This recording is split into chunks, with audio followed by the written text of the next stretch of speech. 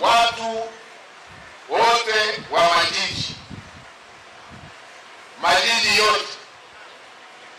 majiji yote, msichukue bidhaa za raia, msichukue bidhaa za raia. Hizo bidhaa ndio ofisi ya raia wetu. Usichukue bidhaa, hata kama ana jambo ambalo linahitaji kuelekezwa kuhusu masuala ya utaratibu, tushughulikie jambo linalohusu utaratibu. Bidhaa yake aachiwe, bidhaa halali alionayo mtu aachiwe. Bidhaa hiyo ni mtaji, tusiwe mitaji ya watu. Huu utaratibu wa kuchukua bidhaa haukubaliki.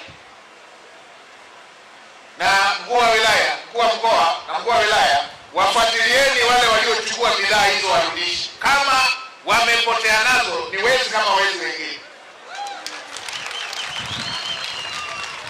Kama raia amekosea kuwa mahali, bado haikupi wewe uhalali wa kuchukua zile bidhaa zile za kwako.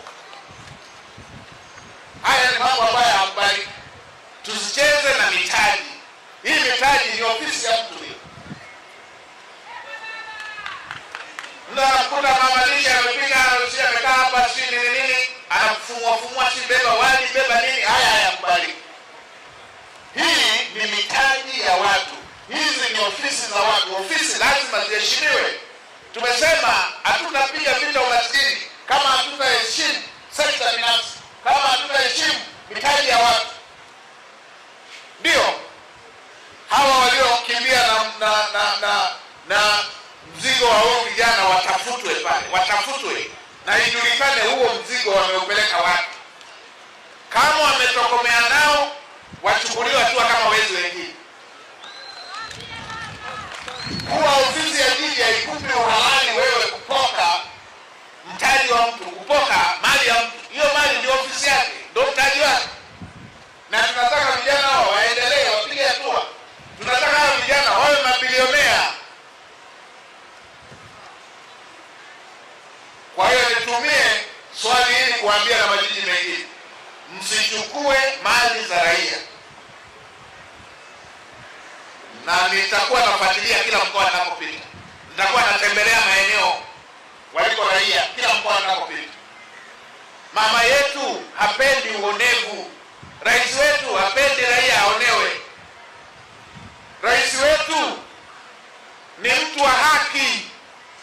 Ndio rais ambapo baada ya kuapishwa alisema hata kama mtu amedaiwa kodi kubwa kuliko inayotakiwa arejeshewe. Wewe unakuaje huku mtaani huku unapora mali ya mtu?